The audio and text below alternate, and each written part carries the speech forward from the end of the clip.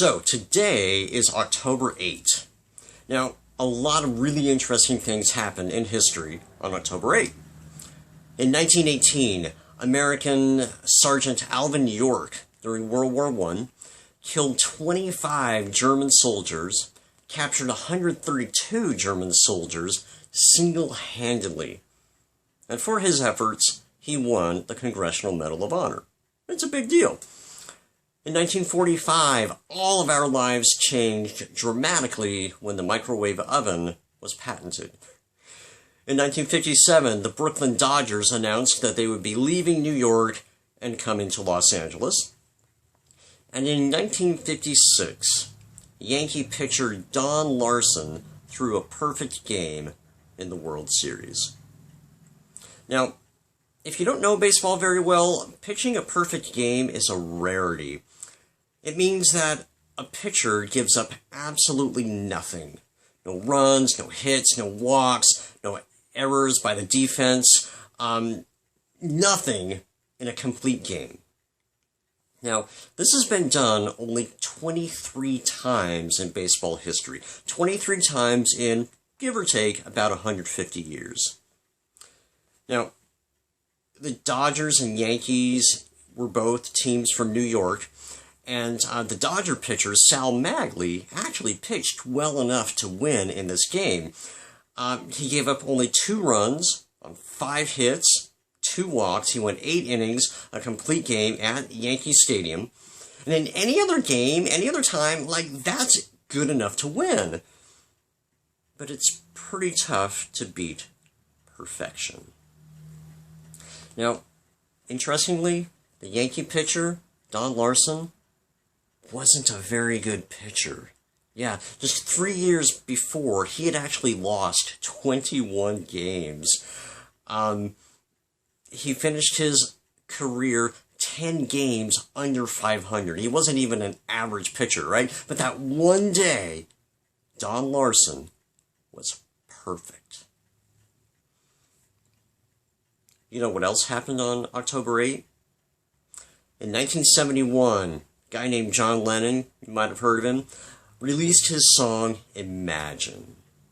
And you probably know the song, or at least have heard it at some point, but it calls upon listeners to imagine a different world. A world of peace, a world of prosperity, brotherhood. You might say, I'm a dreamer, John Lennon sings, but I'm not the only one. I hope someday you'll join us, and the world will be as one. And so John Lennon inspires us. He urges us to think outside the box, to think outside the dingy realities we see on a daily basis all around us. And he wants us to imagine perfection. You know, just last week, I finished reading the Bible cover to cover, which I do every year. And last week, I read about perfection there too. Let me tell you what I read. Then I saw a new heaven and a new earth, for the old heaven and the old earth had disappeared. And I saw the holy city, the new Jerusalem, coming down from God out of heaven like a bride beautifully dressed for her husband. I heard a loud shout from the throne saying, "Look, God's home is now among people. He will live with them and they will be his people. God himself will be with them. He will wipe every tear from their eyes. There will be no more death or sorrow or crying or pain. All these things are gone forever." And the one sitting on the throne said, "Look, I'm making everything new."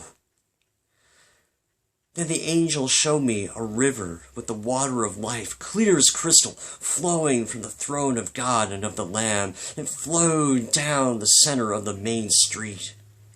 On each side of the river grew a tree of life. The leaves were used for medicine to heal the nations. No longer will there be a curse on anything, for the throne of God and of the Lamb will be there, and his servants will worship him. and they will see his face, and his name will be written on their foreheads. There will be no night there, no need for lamps or the sun, for the Lord their God will shine on them, and they will reign forever and ever. It's perfection. Can you see it? Can you hear it? Can you feel it? Can you imagine it? Because it's coming, and it's yours. Praise God.